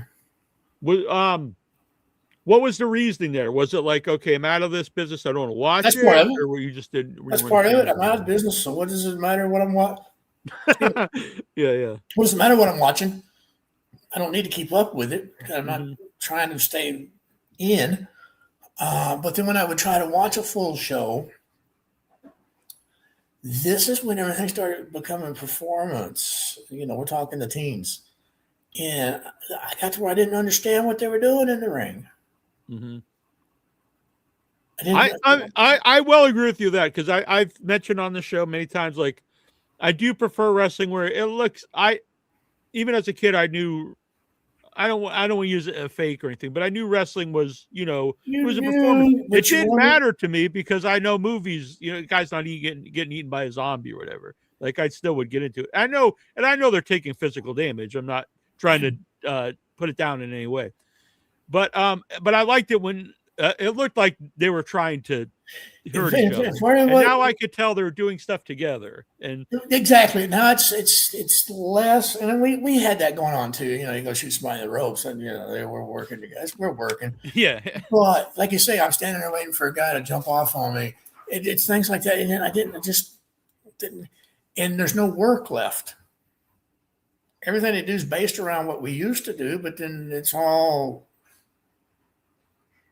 wink, wink, nod, nod, fourth wall type stuff. Mm-hmm. Yeah, I mean, like, so much of the top rope stuff, and some of it's really cool. Like, and I could still enjoy it. I had to kind of just look in my mind, like, okay, I'm watching this as a performance. I watch it differently than I used to watch wrestling. Mm-hmm. But like, if they get up and it's clear, like they're moving around to hold each other to set up some kind of crazy move. And that really does take you out of it. Like it would be the same way if you could tell someone was acting, I guess. And the one thing that really gets me, and then these people are making millions, and I'm not. But they get done with this big show, they build everything up, and they get to it, and they run the little angle. Whether they say they're still run angles or not, they do. But then at the end of the show, they have this press conference telling you everything they just did. That is actually, I think, is one of the worst things that's come about in wrestling. Is I remember, I think it was after the Rock one, and it was like Rock and Cody, and they were legit talking about what just happened and like what a great performance was, and it's like, I know it is whatever, but like, do you have to talk about right like as soon as it's over? Like, I don't get it. I don't get it. The only one that was like, and it wasn't memorable for a good way, was the CM Punk one, where like It ended up being terrible for the company, but at the time, like, at least it was entertaining. Yeah, I don't, like I say, and at the end of the day, I'm not in it anymore. There's not anything in it for me anymore. I don't know half the people, 2/3 of them. I don't even know who they are because I haven't stayed current. So I just no. I just go about my business and do whatever my thing is. Yeah. And honestly, though, congratulations on even someone not in wrestling. Not many people go back to school in their in their late 40s and reinvent themselves. So I think that's something to be proud of. I didn't have a choice. I could be that poor, helpless guy living in the street, or I could be that guy that lives in some shack, and he shows up on these little shows that people pity him and give him $30 to show up on this. It was that, or do something different. And then I said, why not use my mind? I've used my body all these years. Mm-hmm. So what do you are you what do you teach? I teach history and government at the college level. Well, great. That's awesome. I am on faculty at 7 different schools. Only once or twice have I taught at all 7 at the same time. I usually teach 4, 5 in a semester, but I'm on faculty at 7. And we mentioned earlier about your politics. Does that also hurt keeping in contact with any of the wrestlers? Since I'm sure it does. Yeah. I know it does. I know there's guys that I was buddies with that won't speak to me because I'm like, I can't. Mm-hmm. They blame your wife. And they blame her because she came along at the same time. I started realizing that some of this is just wrong. Mm-hmm. And even when I tell them, no, it's not her. In fact, I'm probably more liberal than she is. They don't want to hear it. I'm like, okay. That's what it is. I'll put a link up to your book. You have a biography, an autobiography, and then also essays, which are interesting on Amazon, and you can get those on. If you're a Kindle guy, get it for free. If you're a Kindle Unlimited, or most of them's only like the books, a little bit more, but the other ones are like $1. And do you continue to do those? No, I ran out of having an interest. I wasn't interested anymore, and plus by then I was teaching. Right. By the way, since you did the Lance Von Erich one, what did you think? Did you see Iron Claw? And what did you? I saw the movie, and I thought it was. Yeah, the wife just called it a whitewash. That's probably as polite as I could be. I'm not a fan either, and everyone thinks I am. I would be because I'm a wrestling guy, but I think the more you know of the real story, the less you like it. I think. I can't tell you how many times I've been pulled over, and you tell the cop the truth back in those days. That I'm headed to whatever town to wrestle. Oh, the Von Erichs. Next thing you know, your car's torn apart. You're spread eagle like you've done something illegal. I lived it. I've lived the Von Erich legacy. Uh-huh. That was the legacy. Or you would call a town when you were trying to help promote a show or two, and they're like, "Oh, we got wrestling, those Von Erichs. We don't want any of that here." I lived it. I don't hate them or have a bad feelings towards them or whatever. It's just the reality is the reality. Mm-hmm. And the use of Lance in that movie is very weird because MJF played Lance Von Erich in the movie, and you literally see him for like a second, and you wouldn't even know it's him if you didn't know that had to be Kevin. It's like, what was the point of him even being? That had to be Kevin. Yeah, that's all it could be. That had to be Kevin. Kevin always resented the Lance thing. He hated it even worse after Lance left, and he still does. That had to be somehow or another. Whatever input he had to be Kevin. And what was Lance like? And I love Lance. He keeps trying to get me to come see him. He runs a resort down in Cancun. Okay. And my wife was down there, but she didn't go visit with him. She was down there last week, and he's like, "Come see me," and I'm like, "Well, I'm still teaching. I didn't go." She was at a lawyers convention, and he keeps trying to get me to come to Cancun. I keep telling him, "Go to a resort besides Mexico, and I'll be there." Because I don't want to go to Mexico ever again. But Why I love that? love Lance. Lance Okay. Lance was. He's like the rest of us. He's got his ways, but I love him. He's like a brother. When we were around each other, we were tight when we were around each other. Do you think that gimmick hurt his chance of doing something else after that? Yeah, yeah. He didn't want to either because he had opportunities. He owned his own gym in Africa, and he acted in movies in Israel and Greece and some. He had opportunities. He was making money outside of the wrestling business, but it definitely hurt. Yeah. And why don't you ever want to go to Mexico again? Oh, besides being strip searched in the middle of a 6-lane highway, gee, All not right. much. Yeah. And then, Well, some then it was people pay for $200. that. Then it was $200 after they found nothing. I was still arrested. It was $200 to get out of the back seat of the police car. So, gee, I don't know. Middle of Mexico City, middle of the day, strip searched in the 6-lane road. That's not counting the turning lanes. All right. Well, Yeah. all right. If that appeals to anybody, go down. Yeah, to I mean, Mexico. if you want to be naked in the middle of a highway in Mexico City, just go. I'm sure they'll accommodate you. You'll even get to pay a couple $100 for the pleasure. Yeah. In Puerto Rico, what was Puerto Rico like to work with? Puerto Rico could have been a paradise if you didn't have to put up with Carlos and Jovica. I mean, there's no long trips. 100 miles at most, one way. Work 5 nights a week. 2 of the houses were always huge where you were getting a decent payday. I mean, really, for where you're at and the time period, whatever, you were getting a decent payday in those 2 nights, no matter what. But you had to deal with Jovica and Carlos. They're both thieves. And that's weird that they packed houses in such a small area. So is it just like everyone on the island, wrestling fans? Everybody knew. They knew who you were as soon as you walked in down the street, no matter what city you were in. Yes. No, so Carlos Colon, you're not a fan? I'm definitely not a fan of Jovica. Carlos, he liked to play the good cop, but he knew everything Jovica was doing. He was right there with him. They were thieves. Let's just call them what they were. Jovica made his money running bootleg into the Indian reservations in Canada, and Carlos had a gambling problem. So I mean, they were just. But sometimes you got to make a living. Mm-hmm. So, where can people follow you if they're interested in doing that? Well, I'm on Facebook, and that's about it. I go read X, but I don't do anything on it that much. I really don't. I just read it and see what kind of idiocy is going on today. Yeah, it's not the most pleasant place, X. Yeah. Well, there are times where you're just like, and these people breed. Yeah, it's like all over the world. Yeah, and they're taking over the world too. Exactly. Facebook, that's where you can find me. That's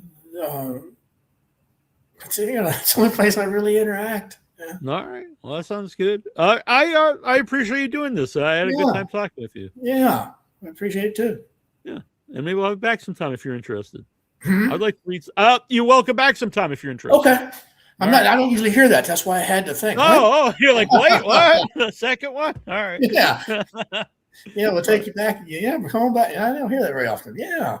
That sounds great. All right. Sounds good. Well, I'll let you go and thank you for doing Thank you, Neil. Yeah. All right. Thanks to the wicked woman in the background. Yes, I will. All right. Bye. That was great. Thank you, Dusty Wolfe, also known as Dale Wolfe. And I would recommend to read his book. It's on Amazon, and there's some different essays. Thanks for the chat here. I'm going to answer some of these questions you guys sent in to me. They're probably terrible, but let's go pull them up. All right. And you can do that throughout the week on the wrestling group on the Facebook page. All right. Oh, and I'll send out the link. You guys can hop on if you so desire. Hit the like button, subscribe, share this out, become a member. It starts only $3 a month. Become a producer for only $10 a month.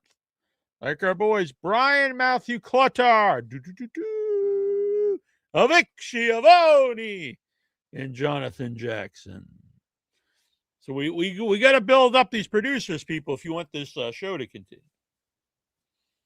Otherwise, Might be on the last leg of In Your Head. All right, so that does remind me, though, my buddy, my pal, my amigo, my compadre, Brian Matthew Clutter, and producer here of the show, did send some packages. I think they're all from him. I'm going to go grab them. So I'm going to play a little clip of a show. I'll be right back with these packages. We'll open them live on the show.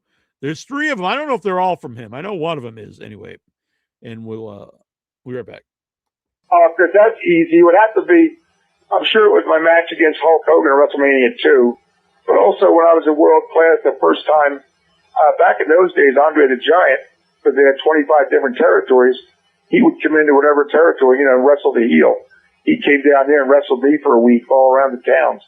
That was a big thrill. But the first times I wrestled a Giant, and because that was every big guy's dream, and the match against Hulk Hogan, that had to be the biggest ones. Mm-hmm. What was it like just being in the ring with Hulk Hogan, like at his height of popularity? It was good, because nobody got the people going like him. All these jabronis on the internet, they can talk about his work rate and his mic skills all they want. Nobody got the people going more than Hulk Hogan. I'm not saying that because I wrestled him. I don't care about that. The Rock was great. Stone Cold was great. Hey, Bruno Sammartino's day was great. But nobody was any better than Hogan. Mm-hmm. Maybe some is good, but I'm not talking about, again, work rate and mic skills. I love those words. You mentioned Andre the Giant. What was it like? Was it hard to wrestle him because he's so big? Yeah, it was hard, yeah. He was, for the time, I guess the first time was 82 in Dallas.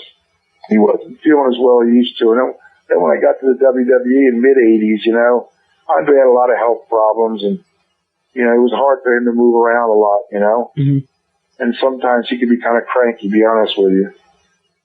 It was something else. But he never hurt you, I'll tell you that. Mm-hmm. Never hurt you. And God knows he could have. I'll never forget when I was wrestling with him. I'm not sure what year it was. It was Thanksgiving. I was in Hartford, Connecticut, and it was Thanksgiving Day. And I was like a dreary, rainy day. I'm sitting eating my dinner, looking out the window. Nobody was in the dining room for some reason. I guess it's a holiday. Nobody's out at the Holiday Inn. Thanksgiving. I know I'm wrestling the Giant that night, and we were wrestling a cage. So I knew he would be coming off the cage, the top rope of the cage, and doing that thing where he drops his butt on my chest, Let me tell you something. You think Andre the Giant looks big standing next to him? You lay down flat on the ring, let him get up on the third rope, and you see what he looks like. Yeah. 747 coming down on me. It was something else.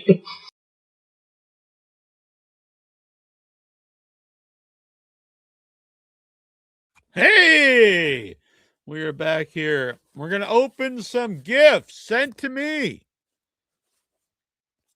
from someone. We don't know who. Let's find out who sent these in. Live gift opening. If you would like to send me anything, Neil Jones, P.O. Box 415, Sandwich, Massachusetts, 02563. All right. So cut that one. Let's see what's in this thinner package first.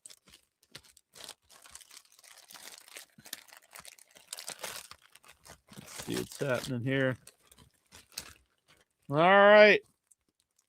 Looks like some I think it might be a magnet, maybe. I thought it was maybe like a card of some kind, but I'm pretty sure it's a magnet. All right. It is a Lexar eating eating fried mozzarella sticks magnet. It's pretty sweet, pretty rocking. Looking very happy there. That is the food that Lexar likes to eat. I believe he while he's at the strip club. That is what he eats. So let's make sure there's a note here. Oh, it's a car magnet. Car magnet that tells you how to apply it. So I'm going to put that on Troy's vehicle next time I see him while he's not looking. And we'll see if he ever notices that he's driving around with Lexar on his car. All right. Next one, I believe, are T-shirts. which are cool. We like t-shirts. We can wear these on the show. And we've got, look at this. In your head, there can be only one. There can be only one. The In Your Head shirt. That's Nasty Neal. And I'm ready to that was right before I decapitated Incher. So people were wondering what happened to Incher. I sliced his head off. I slashed the bitch his head right off. And then look at this. Raw report. Those are sweet. Now you can get these at the bootleg store, which I should get the link for. You get those up on the website. So thank you. I believe these are from Brian Matthew Cluttar. And now we've got another box. I don't know what's in here. I don't know what's the name. I did think that one's probably t-shirts. Oh, I think this is a coffee mug. People know I drink a lot of coffee. All right.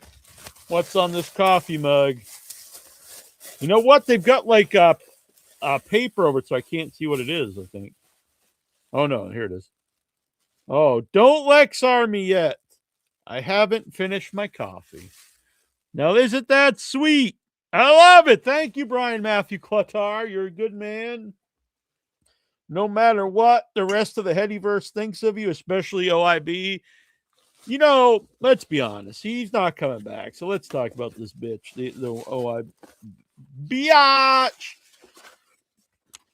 Now, he claims like he didn't quit because of the AI videos. I call bullshit. Let's be honest. Fucking lying bitch. All right. Boom. Grow a set of balls, boy. All right, here. Let's get to these questions. Jonathan Jackson wants to know, what's the meaning of life? I say to enjoy yourself while you're here, because he ain't going to be here forever. What's the meaning of Jonathan Jackson's life? Boom. That's what I'm saying. Hit the like button. Subscribe. Share this out. Become a member. It's only $3 a month. Help support the channel. You can Venmo in. You can super chat. Or you can use the super tip system at that URL right up there. QR code. Do it up. Brian Matthew Clutter, since the Dark Universe failed, should Universal regroup and launch the classic Universal Monsters series and call it CUM? That spells come, folks. Whose leg do I have to break for Jobs to get my address? Job's shirt is in the mail. And address is on the way. Brian Matthew Clutter, was Incher quitting the show all the work so he had time to go film another movie? Damn, look at this. AEW's on now, guys, so I'm obviously missing it, but Dale Wolf was great. Really enjoyed that. The Testicle Sentinel. Mark Wahlberg and Paul Walter Hauser make quite the pair in Balls Up. Don't miss its premiere April 15th, only in Prime Video. Balls Up movie. Damn it! Incher quit the show to get balls deep in some kind of bullshit. Brian Matthew Clutter, as has probably been already discussed, WWE, oh yeah, we did not mention this, did another big round of releases. This is something we should talk about. So there's some new ones here, but let me go pull up the original list. I should have done that a while ago, probably. Not a while ago, but maybe even do an emergency show. We're like, holy shit, these people got canceled. All right. So 20, why does it say 22 plus? Was there 23? Why did this say 23? Let's see here. Bo Dallas. So they cut all the Wyatt 6. All right. So first of all, the Wyatt 6 were, let's be honest, there was a dud.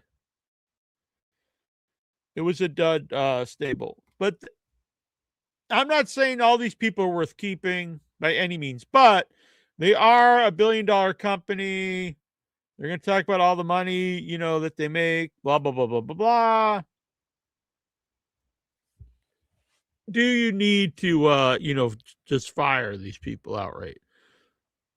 I've always, in my opinion is, if you sign a contract, unless you breach that contract, you can't just fire somebody. Otherwise, what is the point of the contract? It's one-sided and only benefits a company, not you. There's no benefit to you whatsoever if you can be fired from the contract at any time.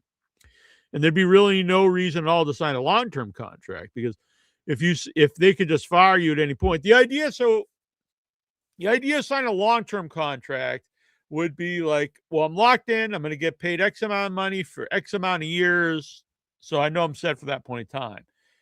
But then it's why the company who does that, it's like, well, we have him now, he can't go somewhere else or renegotiate for more money.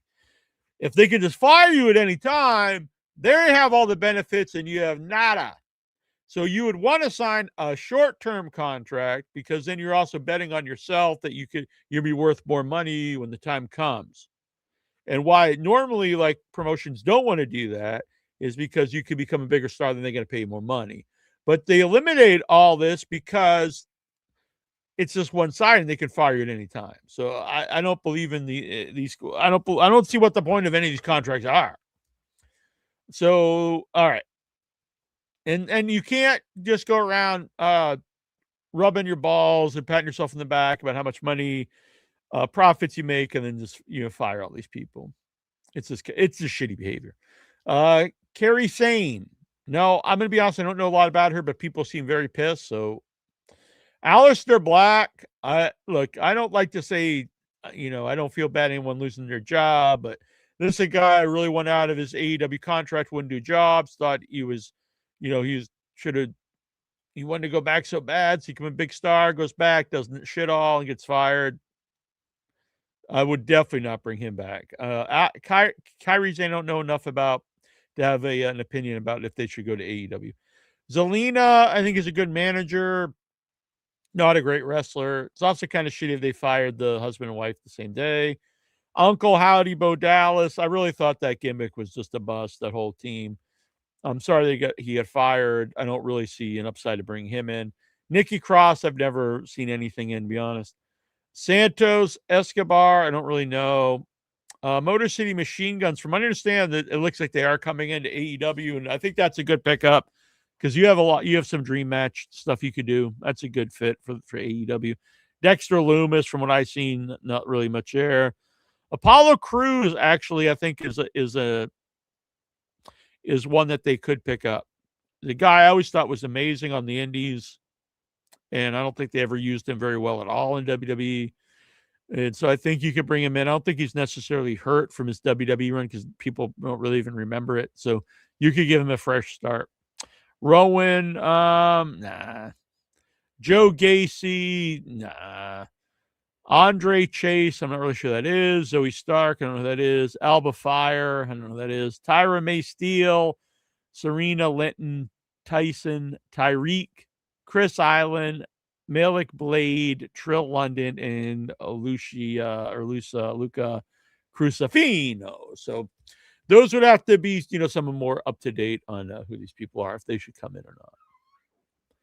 Should AEW bring in Nikki Cross and revisit the superhero gimmick? Absolutely not. Absolutely not. Brian Matthew Clutter, would this be a good repackage of Joe Gacy? Let's see.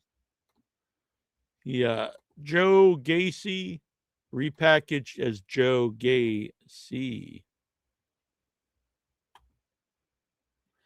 I say no.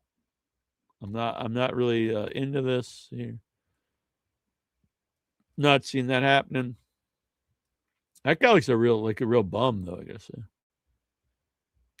Which RoboCop VHS tape did you buy at a thrift store this week? That's a good question. Number 3. Brian Matthew Clutter, can we get Intro to make a brief return just to present the headies for best AI video? I'm going to say no. You know what? I think we should get AI Intro to do it if we can. Lexar, WWE's released a slew of superstars over the weekend. Here are some of the names. Yeah, we went over this earlier. WWE's called up Joe Henry and Ricky Saints. Here they have. Oh, all right. Yeah, Joe Henry should have been up there a lot earlier. Hopefully they didn't miss. I think they did miss his peak by far, but hopefully they can still get something out of the guy. Ricky Saints, I think should have been just right on the main roster, and hopefully they do something with him. I think he's a potential main event guy. Now, do they use him that level? Probably not. I think he was a better pick than Theory to be the mask guy in the division. WWE SmackDown's going to be back to 2 hours later this summer. Are you intrigued? Well, it's much better than 3. Evil has signed with WWE and has made his NXT. Oh, God. And this guy's been wrestling for like decades or something. He's on NXT. Like, you got to keep training, buddy. Last week, Pat McAfee re-signed with the WWE and is re-signed, okay, and has opted out of post-WrestleMania plans. If McAfee would stayed, he would, I think it does mean resign. He would participate in the main event match of night 1 of WrestleMania between Cody Rhodes and Randy Orton. No, I don't think that was going to happen. I think it was always going to be a title match. A fan of the UK that traveled to Las Vegas for WrestleMania weekend has been found dead. Police reports said that he is last seen at SmackDown and had a picture with Natalia. He said he never went to WrestleMania and died of natural causes. Thoughts? That's terrible. I don't know what you expect me to say. You're like, that's great. This man died. But no, it's terrible. Hello, Isaban. We just had Dusty Wolfe on the show. It was a great interview. Barry Horowitz should be coming on in the near future. Bushwhacker will be here as well. Lots of cool folks, so keep an eye out. Lots of guests coming down the road here. Lexar, Hulk Hogan documentary is released on Netflix. Are you intrigued? I've heard good things. I would like to watch it. Fox Sports host Rob Parker said that he questions why fans still watch wrestling. Thoughts? Wow. I don't know. I guess they must like it, those sons of bitches. Triple H renewed his WWE contract for the next 7 years. Yeah, it's kind of weird to me that he even needs to renew it. You know what I mean? It's like, I just assume he is WWE. But that it is strange that, to think about that it is owned by a legit other company now. So Triple H can be fired. I guess Stephanie can be fired. There could be a time when WWE has no connection to the McMahons. And you could argue that's a good thing, but I do think ultimately it will be a bad thing for the company being owned by a non-wrestling company, because once they get tired of it, it's like, yeah, whatever, let's just get rid of this. Either sell it or we just cancel it, whatever. Where if it's owned by an actual family, you're not going to just be like, yeah, it's enough. Let's get, we've had enough. Let's get rid of this show. Well, I guess they did sell it. Thoughts on Darby Allin's title run so far? I'm a big fan, and I know people say it's bad for ratings, whatever, but as a wrestling fan, I've liked it quite a bit. Do you have any mortal enemies on social media? Just Lexar. Would you be rich and miserable or poor and enlightened? Can I be rich and enlightened? Do you think that me and Anthony Chobo should form a tag team, the Unemployed, and we could come out to a briefcase full of Monopoly money and throw it to the fans, make them think we are rich? Yeah, that sounds good. Who's the bottom in that team, do you think, Lexar or Chobo? Lexar, shout out to the song man, John Garabaridian. He now follows me on my 4th Twitter X account after my other one was suspended. All right, shout out. How many times has Neil got suspended on social media? Too many to count. Are you afraid to touch your things? What? Would you lie to get a job? Sure. That's I was told that's the LA way. You should just lie. Like in movies, they tell you, have you ever done this or can you do that? You just say, yep. Lexar, Shane McMahon was at the presidential correspondence dinner last Sunday and was unfazed at the gunshots. Maybe he's all part of the work. Thoughts on Jim Cornette? Comments on Melania Trump. I've not heard them, but I'm probably in agreement. Which podcast host does Neal can't stand? Conrad Thompson, Sean Oliver, or the British guy with Dutch Mantel? Sean, I mean, I'm friendly with Sean. I'm kind of indifferent to Conrad Thompson. The British guy is pretty annoying, not to say. What I don't like, he always posts these like videos about his opinion on something. It's like, we don't care. We just want to hear Dutch Mantel. If Lexar fell on the floor, would you be afraid to pick him up? That's a good question. There is an old clip of Dusty Rhodes singing Johnny the Good going around the internet today. Do you think Back to the Future would have been as successful or more successful if Dusty had played the role of Marty McFly? Wow. Now that, my friends, is a question. A polka dotted Dusty Rhodes. That would be pretty sweet. In Back to the Future. What is your dream tag team of taking one guy from your childhood and one modern day? Mine would be Charlie Brown from Out of Town and Hometown Man. They would get fans both liked local and outside wrestlers covering both major fan bases. That's pretty good. That's a good answer. Very thoughtful. Who would I think? Who would be a good team?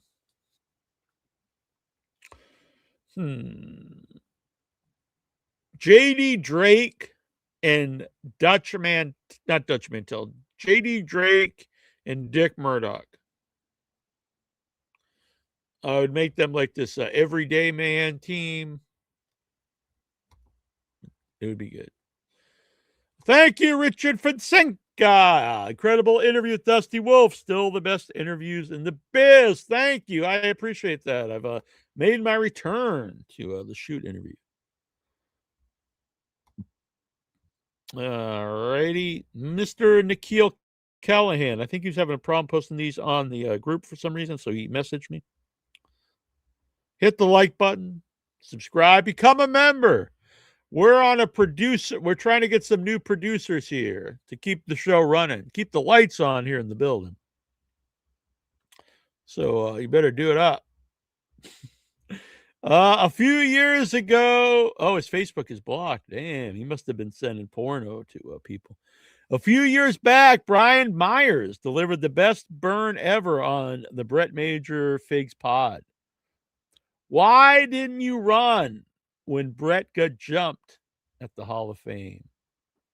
Myers asked, my eardrums were popped and couldn't hear because Aleister Black and Ricochet were clapping so loud for Hunter.